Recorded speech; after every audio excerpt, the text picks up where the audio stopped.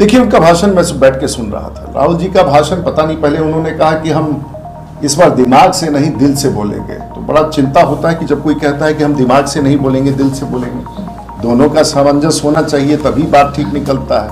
तो कहीं कहीं एक मिसिंग तो उनके बात में लगता है। और बात करते करते जो तथ्य वो रखते हैं उसके बारे में कोई उनके पास प्रमाण नहीं होता है। हम तो सोचे थे कि अब विश्वास प्रस्ताव है, लौट करके आए हैं सदन में, तो कुछ ऐसा बोलेंगे जो देश की जनता सुनेगी, लेकिन दुर्भाग्यपूर्ण रहा। ना तथ्य था, ना उसमें कोई दम था, और बहुत कम समय में उन्होंने वक्तव्य, और उन्होंने कहा कि भारत माता की हत्या होगी। पता नहीं कब से उनको समझ में आने लगा है, देश सबका है, और इस प्रकार का बयान देकर के वो आंदोलित खुद हो रहे थे, लेकिन मैं नहीं समझता हूँ कि उसका कोई प्रभाव है। और बहुत ही कमज़ोर और बहुत ही हल्का उनका लगा, नहीं कि वो तैयारी करके आए हैं, देर से आए, दूसरे दिन बोले। और हमें हमेशा लगता है कि अविश्वास प्रस्ताव पर जो भी बातें आएंगी मजबूती से आएंगी, लेकिन वैसा दिखा नहीं। इंदिरा संदर्भ स्मृति ईरानी केंद्रीय मंत्री जो है उनके नहीं, उन्होंने कुछ ऐसा आचरण किया जिसके बारे में हम लोग चर्चा कर भी सकते हैं। अब उनका एक पता नहीं क्या कुछ ऐसा विषय उनके साथ है, कुछ बीमारी है। कभी पूरा सदन नाप करके दूसरी तरफ जाके प्रधानमंत्री जी को चूम लेते हैं, तो कभी अपने कुर्सी पर बैठे बैठे फ्लाइंग किस दे देते हैं। तो हम सब लोग समझ नहीं पाते कि आखिर इस माननीय सांसद राहुल जी को हो क्या गया है, ये क्या क्या करते रहते हैं। बिहार के भी एक कांग्रेस के विधायक है, उनका भी आया था बयान, इसको बीमारी मान रहे हैं।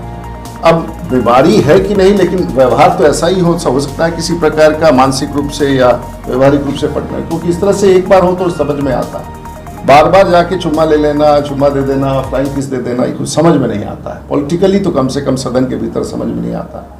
85 से अधिक महिला सांसद हैं, वैसे स्थिति में इस प्रकार का व्यवहार बहुत चिंताजनक है। प्रधानमंत्री के भाषण के दौरान ही जो है कांग्रेस का वॉकआउट हो गया था।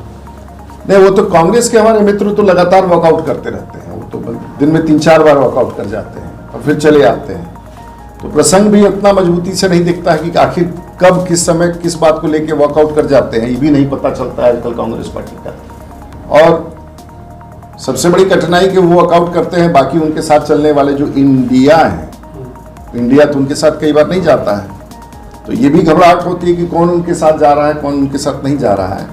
इसलिए पोल ना खुल जाए तो कई बार उस परिस्थिति में भी हम लोगों ने राजनीति वहाँ का होते हुए देखा है। नैरेटिव बिल्डिंग में जो है वो मेरे ख्याल से इंडी अलायंस इसको अगर कहे तो मुझे तो कोई अलायंस वहाँ तो विरोधाभास है, कॉन्ट्राडिक्शन है। नैरेटिव बिल्डिंग में आगे है वो मणिपुर को लेकर इतना हो गया नहीं, मणिपुर पर विस्तार से अमित शाह जी ने पूरा का पूरा एक एक विषय पर उत्तर दिया।